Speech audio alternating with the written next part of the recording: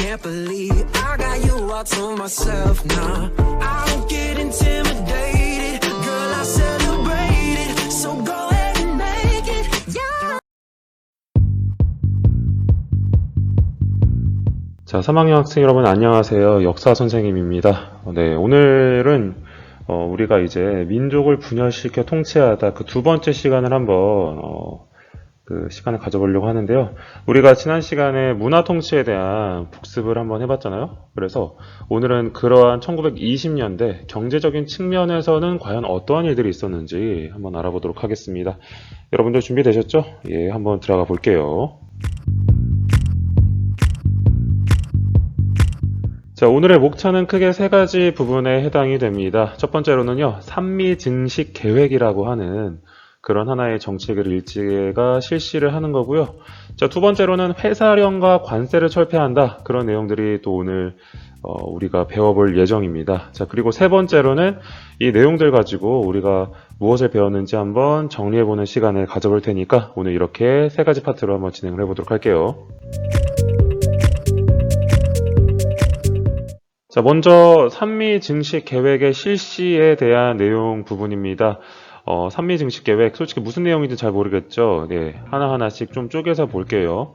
자, 맨 처음에 산미는요, 바로 쌀을 생산하다 그런 내용이고요. 그리고 증식이라고 하는 것은 바로 늘리다. 그래서 쌀과 관련된 이 정책이라는 거 여러분들 그렇게 한번 생각을 해보시고 기억해 두셨다가 이제 내용들을 한번 본격적으로 알아보도록 할게요. 자, 그러면 정책에 대한 내용을 살펴보기에 앞서서 왜 이 정책이 등장하게 되었는지 그 배경에 대해서 한번 알아보도록 하겠습니다. 자, 1910년대, 우리가 20년대를 지금 배우고 있는데요. 그 전에 10년대의 내용들을 한번 보면요. 전 세계적으로 큰 일들이 있었어요. 자, 그 중에서 가장 큰 일, 바로 뭐냐? 예, 바로 제1차 세계대전이 있었죠. 자, 1차 세계대전은요, 영국, 미국, 러시아 등의 연합국과 독일, 오스트리아 등의 추축국 간의 이제 전 세계적인 연합 전쟁이었어요. 그래서 막 죽고 죽이고 때리고 뭐 오랜 기간 동안 그렇게 전쟁이 각 지역에서 있었죠. 자, 그래서 1차 세계대전 당시에 일본은 자, 영국과 이제 대화를 하게 됩니다. 자, 영국. 뭐 일본아, 우리가 남이가, 우리가 동맹 사이 아니가. 이런 식으로. 자, 그랬더니 일본은 우리는 동맹이랑 끈끈한 사이 됐으네. 막 이런 식으로 독일을 물리쳐야 됐으네. 이러면서 예, 일본은 영국과 대화하면서 연합국 측에 끼게 돼요. 그러면서 세계대전에 참전을 하게 됩니다. 자, 일본이 이제 세계대전에 참전을 했잖아요. 근데 전쟁을 하려면 무기가 필요합니다. 그것도 엄청 많이요. 자, 그래서 이제 도시에는 철과 관련된 그리고 무기와 관련된 공장이 많이 들어서게 돼요. 자, 그래서 이 공장 안에는 또 사람들이 필요하잖아요. 그래서 일할 사람들이 많이 필요하게 됩니다. 자, 전쟁이 이제 나중에 끝나고 나서 뭐 연합국 측의 승리 그리고 일본 측의 승리가 되었죠. 자, 그래서 도시에는 이제 계속 공장이 더더욱이 많이 들어서게 되고요. 급격한 공업화가 일본 안에서 진행이 되는 거였죠. 자, 그러다 보니까 또 공장 안에 사람들이 더 필요하겠죠? 그래서 농촌 안에 있던 사람들이 결국에는 이렇게 공장 안으로 이동하게 되고 도시 노동자가 급증을 하게 됩니다. 여기까지 이해가 되죠? 자, 도시 노동자들이 굉장히 많아지게 됐어요. 공장에 많아지게 되니까 그 안에서 일하게 된 노동자들이 많아지게 된 거죠. 자, 그러면서 새로운 상황이 펼쳐지게 됩니다. 자, 도시에서 상대적으로 이 노동자가 많아지니까 이 사람들이 먹을 만한 음식들 그리고 쌀들이 굉장히 부족하게 되는 거예요. 자, 그래서 노동자들이 배고프다. 야, 배불러야 일을 잘하지. 라고 하면서 이제 시위를 하게 되고 도시 안에서의 이제 쌀의 수요, 쌀의 필요가 증가하게 되고 저절로 사람이 많아지면 많아질수록 소비량도 증가하게 됩니다. 자, 그래서 정부는 이제 농촌 지역에 이제 막 압력을 하게 돼요. 야, 농촌아, 빨리 쌀을 생산하자. 야, 니네 빨리 노력해. 라고 독촉을 했지만 실제 농촌에 있는 상황은 사람들이 다 도시로 이동했기 때문에 텅텅 비어 있는 거예요. 그러니까 농촌에 일할 사람이 없어서 쌀 생산이 어려워지게 됐거든요. 자, 그 결과 이제 쌀은 점점 이제 생산하는 게 줄어들게 되면서 쌀값은 상승하게 되는 거였죠. 자, 쌀값이 올라가게 되면서 도시 안에 이 쌀들이 점점 부족한 것들이 이제 눈에 보이게 되었죠. 자, 노동자들은 자기들이 받은 이 월급으로 이 쌀을 사기가 굉장히 어려워지는 거예요. 그러다 보니까 생계가 굉장히 어려워졌죠. 그래서 이 노동자들의 시위가 일본 안에서 거세지게 됩니다. 자, 일본 정부는 이러한 상황을 보면서 야, 쌀을 어디서 구하지? 라고 하며 어떻게 구할지를 고민하고 있었습니다. 그러다가 싹 일본 안에 일본 정부 좋은 아이디어를 발견하게 되죠. 자, 일본 정부 맞아 식민지 조선이 있었지 막 이런 식으로 하면서 이 일본 국내의 쌀 부족 문제를 해결하기 위해서 식민지 조선을 바라보게 되고요. 마침내 산미 증식 계획을 실시하게 되는 거였죠. 네. 참고로 여기 있는 사람 누군지 아세요? 구라치다 걸리면 손모가지. 예. 자, 그러면 본격적으로 산미 증식 계획을 한번 살펴보도록 하겠습니다. 자, 산미 증식 계획 앞에서도 여러분들 어떤 단어의 내용인지 한번 봤었죠? 자, 산미는 쌀을 생산하다 라고 하는 뜻이었고요. 자, 증식이라고 하는 단어 있죠? 이 증식은 올리면서 번성하게 하다 이런 겁니다. 자, 결국 이 산미 증식 계획을 한마디로 표현을 하면요, 식민지 조선을 호구로 만드는 거예요. 그래서 이 조선에서 나오는 쌀, 이런 것들 식량하고 이 원료 등을 이 조선에서 받아먹기 위해서 그렇게 만든 하나의 농업 정책, 이게 바로 산미 증식 계획입니다. 식민지 조선은 호구 이렇게 생각하시면 돼요. 자, 그러면은 산미 증식 계획은 언제부터 시작을 하게 되냐? 1910년도에 이제 일제강점기가 시작이 됐으니까요. 1920년도에 산미 증식 계획이 시작을 합니다. 그래서 꽤 오랜 기간 동안 이 계획이 진행이 돼요. 자, 목표는 바로 무엇이냐? 자, 920만 석을 생산하는 것을 목표로 했어요. 920만 석. 굉장히 엄청난 양이에요. 자, 그 중에서 460만 석은 조선에 냅두고 나머지 460만 석을 일본으로 가져가겠다. 이런 계획을 한 거죠. 그래서 이 엄청나게 많은 양을 생산해서 절반을 뜩 띄어서 일본으로 가져가겠다는 얘기예요. 자, 그러면은 이 산미 증식 계획의 구체적인 계획과 내용들이 있겠죠? 어떻게 이거를 쌀을 불릴 것이냐? 자, 첫 번째로 이 수리시설이라고 하는 물을 대는 시설을 확충하게 됩니다. 자, 이 수리시설이 바로 뭐냐? 여러분들 여기 보이시죠? 흰색 박스. 자, 여기가 바로 수리시설인데요. 자, 강에 물을 모아두는 시설이에요. 자, 그래서 이 강에 이렇게 문이 있으면 이 문을 탁 열어서 이 물이 여기 안으로 들어오게 하는 거죠. 자, 그래서 여기 딱 모아뒀다가 나중에 이제 물이 필요하다. 농사 지을 때 물이 필요하다 싶으면 여기를 톡톡톡 열어서 물을 이쪽으로 방류시키는 겁니다. 자, 이런 수리시설. 자, 모아둔 물은 주변의 논밭에 필요한 만큼 사용하기 위해서 이러한 시설 등을 사용하게 된 거죠. 자, 수리시설의 확충에 이어서 두 번째로 개간 및 간척 사업을 하게 됩니다. 개간이 뭐고 간척이 뭐냐? 자, 개간은 바로 뭐냐 하면 황무지 있죠? 사용하지 못하는 땅을 농지로 바꾸는 것이 바로 개간 산업이고요. 간척은 뭐냐? 간척은 이렇게 바다가 있죠? 이 바다를 이렇게 흙을 막 엄청나게 뿌려서 땅으로 만드는 거예요. 그래서 농지로 사용할 수 있도록 하는 것이 바로 간척 사업입니다. 자, 그래서 이 산미 증식 계획은 아무래도 땅이 좀 더 필요해서 거기에 쌀을 이렇게 키워야 되니까, 벼를 키워야 되니까 개간 산업과 간척 사업 또한 했다는 거 여러분들 기억하시면 되겠습니다. 자, 그리고 세 번째로는 품종을 교체를 하게 됩니다. 안 좋은 땅에서도 좀 더 잘 자라고 쉽게 이게 피해를 입지 않는 품종으로 교체를 하게 돼요. 그래야지 쌀이 많이 생산할 수 있으니까요. 자, 그리고 비료를 적극적으로 사용하라고 권장을 합니다. 좋은 영양분을 마구마구 뿌려서 쌀을 더욱더 그 땅이 많이 생산할 수 있도록 그렇게 비료를 사용하도록 지시한 거예요. 자, 결과는 어떻게 됐냐?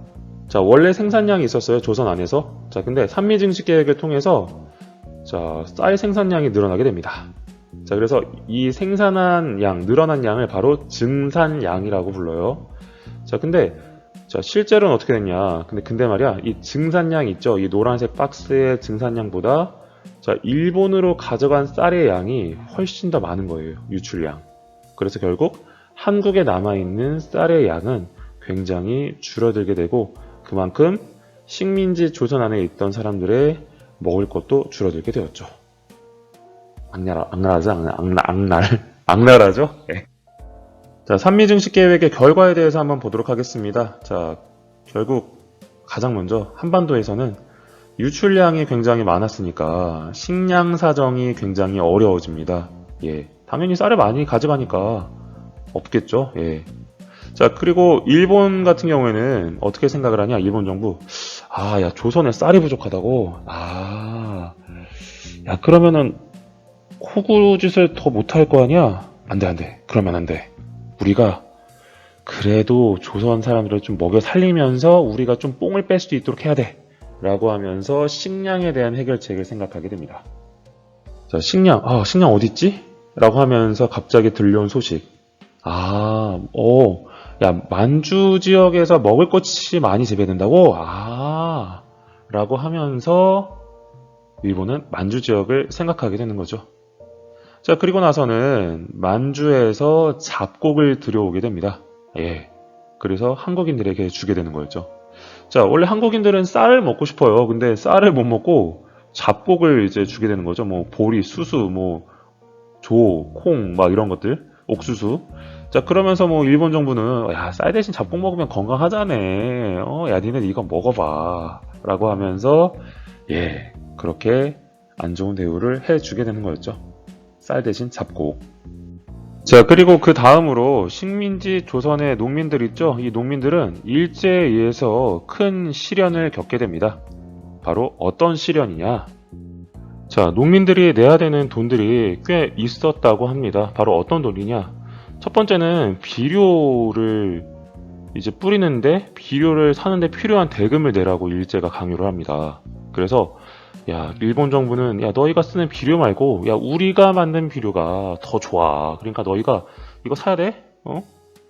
강요는 아닌데 야, 그냥 사야 돼? 이런 식으로 하면서 조선 총독부는 이 농민들한테 비료 구입을 장려 혹은 강요하기도 했어요. 자, 농민들은 울면서 이제 비료를 샀겠죠. 자, 그리고 추가적으로 수리조합비라는 게 발생을 합니다. 자, 수리시설, 사실 이 수리시설 있죠? 이 물을 공급하는데 필요한 시설 있죠. 사실은 이 농민들의 수리조합 하나의 모임이에요. 이 모임을 조직해서 만들도록 한 거예요. 자, 이거를 일제가 친절하게 만들어준 게 아니라 이 수리시설을 만드는데 필요한 모임, 사람들의 모임을 조직해서 만들도록 한 거였죠. 자, 이런 시설들을 만드는 데는 아무래도 여러분들 돈이 필요하겠죠. 자, 그래서 조합에 비용이 필요해 라고 하면서 야, 농민들, 야, 니네들은 조합에 가입됐으니까 돈을 내라. 이런 식으로 강압적으로 이 농민들을 조합에 가입시키면서 이 가입비, 운영비 등을 뜯어낸 거죠. 자, 그러면서 수리시설을 관리하기도 했습니다. 자, 사실 농민들 같은 경우에는 이 수리조합에 가입을 안 해도 돼요. 예, 근데 어쩔 수 없이 이름을 올리게 되고 그 조합비와 운영비를 마구마구 뜯기게 되는 거였죠. 자, 그 결과 농민들은 어떻게 되냐? 산에 들어가서 땅에 불을 질러서 밭을 만드는 화전민이 되거나 혹은 식민지 조선에서 살기 힘들어져서 이 한반도를 떠나는 거예요. 그래서 만주 혹은 연해주와 같은 국외로 이주하기도 했습니다. 점점 먹고 살기 어려워지니까 이런 선택들을 한 거였죠. 산에 들어가거나 국외로 이주하거나. 자, 우리는 산미증식 계획을 한번 쭉 살펴봤는데 이제는 산업과 관련된 일제의 정책에 대해서 알아보도록 하겠습니다. 회사령 철폐와 관세 철폐에 대한 내용이에요. 자, 회사령의 철폐 이 부분에서 여러분들 회사령이 혹시 기억이 나요? 자, 바로 뭐냐? 이 회사령이라고 한다는 것은 1910년대 있죠? 자, 조선인들은 회사를 설립할 때 조선 총독의 허가를 받아야 된다는 거, 그런 거 있었죠. 왜냐? 이 조선 자본과 기업의 성장을 억제하기 위해서 이 허가를 받아야 됐고, 실제로 이 조선 총독은 허가를 잘 내주지 않았죠. 조선인들의 회사 설립에 관련해서요. 자, 이렇게 회사를 설립할 때 허가를 받아야 됐던 회사령은 1920년대에 들어서 어떻게 되냐? 폐지가 됩니다. 예, 없어졌다는 얘기죠. 자, 그리고 이 폐지가 된 것 외에 이제 신고제로 바뀌게 됩니다. 그러니까 누구나가 총독부에 회사를 이제 설립하고 싶습니다 라고 하면서 신고만 하면 영업을 할 수 있게 바꿔준 거였죠. 예, 허가제가 폐지되고 신고제로 바뀌게 된 겁니다.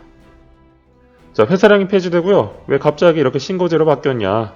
예, 간단합니다.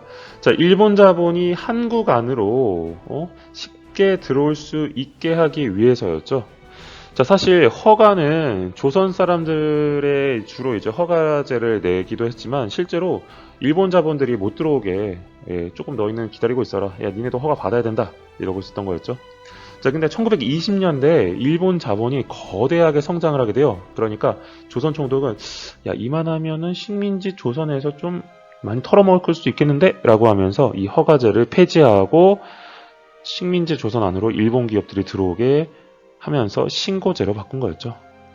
자, 상대적으로 일본 기업들이 많이 커졌어요. 능력이 더 좋아졌거든요. 그래서 한국 기업은 이 신고제 때문에 결국 경쟁에서 질 수밖에 없었던 거예요. 이해가 되시나요? 자, 또한 일제는 식민지 조선의 관세를 폐지하게 됩니다. 예, 관세가 뭐냐? 우리가 옛날에 배웠거든요. 근데 아마 기억이 못할 수도 있어요. 자, 이 관세가 뭐냐? A국하고 B국이 있습니다. 오늘의 주인공은 A국이에요. 자, A국에서는 통조림을 생산하고 있었어요. 자, 근데 B국은 값이 더 싸고 많은 통조림을 생산하고 있었거든요. 자, 근데 A국에 있는 사람들이 B국에 있는 통조림을 먹고 싶어. 그래서 수입을 하게 됩니다. 자, 근데 A국의 정부에서 드는 생각. 아, B국의 통조림을 수입하면은 야, 우리나라 통조림이 경쟁에서 밀릴 것 같은데 어떡하지? 라고 고민을 하게 되는 거였죠. 예, 우리나라 이 통조림 산업을 위해서 걱정을 합니다. 자, 그 결과 이렇게 하면은 통조림 산업을 살릴 수 있겠구나 라고 하면서 수입품에 세금을 붙이는 거였죠. 그래서 이 값이 더 쌀 것 같은 통조림, B국의 통조림을 좀 더 비싸게 들여오게 되는 겁니다. 자, 이것이 바로 관세예요. 예, 관세. 자, 근데 일본은 이렇게 한 나라의 산업을 보호해주는 관세 있죠? 이 관세를 폐지시켜 버립니다. 예, 식민지 조선의 관세를 1920년대 폐지시켰다는 거예요. 자, 왜냐? 자, 식민지 조선의 산업을 무너뜨리고 조선으로 진출한 일본 기업의 이익을 위해서였죠. 그리고 예, 일본에서 많은 것들을 수입해와서 결국 일본 사람들을 잘 먹고 잘 살게 하기 위해서였습니다. 예, 그래서 관세를 폐지했어요. 자, 그 결과 일본 기업은 조선에 많이 진출을 하게 돼요. 예, 그래서 몽땅 털어먹으려고 작정을 하게 되었죠. 자, 반면에 한국 기업은 큰 타격을 입게 됩니다. 그래서 한국이 점점 일본의 어떤 경제적인 그런 굉장히 큰 힘 앞에 무릎을 꿇게 되는 겁니다. 자, 그러면은 우리는 내용 정리를 한번 해보도록 하겠습니다. 자, 1차 세계대전 이후에 일본의 급격한 공업화로 인해서 도시에는 이런 사람들이 급증을 하게 됩니다. 바로 노동자가 급증을 하게 되었고요. 자, 노동자들의 쌀의 수요가 급증해서 도시 안에 쌀의 소비량이 증가를 하게 됩니다. 쌀을 그만큼 많이 소비하게 된다는 거였죠. 자, 그래서 또 일본 내 쌀 생산량이 이제 부족하게 되는 거였죠. 그래서 쌀값이 어떻게 될까요? 그렇죠. 증가를 하게 되었고요. 자, 쌀 부족 문제를 일본 내에 있는 부족 문제를 해결하기 위해서 한국에 마침내 이러한 계획을 실시하게 되는 거였죠. 바로 산미 증식 계획을 실시하게 됩니다. 자, 그래서 어떠한 이제 정책을 실시하냐? 논밭에 물을 대는 이런 시설을 확충하게 돼요. 수로 시작합니다. 그렇죠. 바로 수리 시설을 확충하게 되었고요. 자, 그리고 새로운 논밭을 만들기 위해서 황무지 그리고 바다에 강가에 이러한 사업을 실시합니다. 바로 개간 사업 및 간척 사업을 실시하게 되고요. 자, 그리고 잘 자라는 쌀을 재배하기 위해서 이러한 종을 교체합니다. 바로 품종을 교체하게 되고 마지막으로 벼를 잘 자라게 하기 위해서 뿌리는 것들 있죠. 바로 비료를 사용하게 되는 거였죠. 자, 결과적으로는 어떻게 됐을까요? 쌀의 생산량은 증가를 하게 되었죠. 하지만 증산량 쌀을 더 많이 생산한 것보다 일본으로 유출되는 쌀이 더 많았다. 이것들 기억하시면 되겠습니다. 자, 산미증식계획의 결과예요. 한국의 식량 사정이 결국에는 어려워져서 만주에서 일본은 이러한 것들을 들여오게 됩니다. 바로 잡곡을 들여오게 되었고요. 자, 그리고 추가적으로 한국의 농민들은 이러한 돈들을 많이 내게 됐어요. 자, 뿌리는 거 있죠? 바로 비료대금. 자, 그리고 이러한 조합에 가입하게 됩니다. 물과 관련된 수리조합비. 그래서 비용을 많이 부담을 하게 되고요. 자, 결국에는 상황이 어려워진 조선 농민들 산으로 들어가서 부르질러요. 화전민으로 전락하게 되거나, 그리고 만주와 연해주 등 이 나라에 바뀌죠. 바로 국외로 이주를 하게 되는 거였죠. 자, 그리고 회사령과 관세를 또한 폐지를 하게 되는데요. 자, 회사령 같은 경우에는 회사 설립을 이제 허가제에서 그리고 마침내 신고제로 전환을 하게 됩니다. 예, 그래서 그 이유는 바로 뭐냐? 일본 자본이 조금 더 한국에 자유롭게 들어올 수 있도록 하기 위해서였죠. 자, 그리고 관세 또한 폐지가 되는데요. 자, 외국 물품이 국내로 들어오면서 세금을 붙이는 것이 바로 관세입니다. 자국 물품을 보호하기 위해서요. 자, 근데 일제는 이 조선의 관세를 폐지를 하게 됩니다. 그래서 일본 물품을 한국으로 더 잘 수출할 수 있도록 그렇게 확대한 거죠. 자, 결국 이것이 다 모두 뭐냐? 조선인들을 조선의 이익을 뽕을 뽑기 위해서였죠. 이해가 되시죠? 자, 오늘 이렇게 해가지고 여러분들 우리는 1920년대 경제 정책에 대해서 한번 알아봤습니다. 예, 결국 일제강점기에서는 조선 사람들은 하나도 좋을 곳이 없었다는 것이 바로 우리가 또 한 번 얻을 수 있는 하나의 교훈인데요. 네, 좀 답답하고 좀 짜증나는 부분들이겠지만 여러분들 그래도 우리는 하나의 이게 역사기 때문에 잊지 말아야 될 부분이기도 하겠죠. 네, 내용도 여러분들 잘 정리해 주시고요. 그리고 우리가 이따가 하게 되는 뭐 설문지, 퀴즈나 여러 가지 활동들, 소통들, 댓글들 여러분들 잘 달아주시면 감사하겠습니다. 자, 여러분들 고생 많이 했고요. 우리는 또 다음 시간에 만나도록 하겠습니다. 여러분들 고생 많이 했어요. 안녕.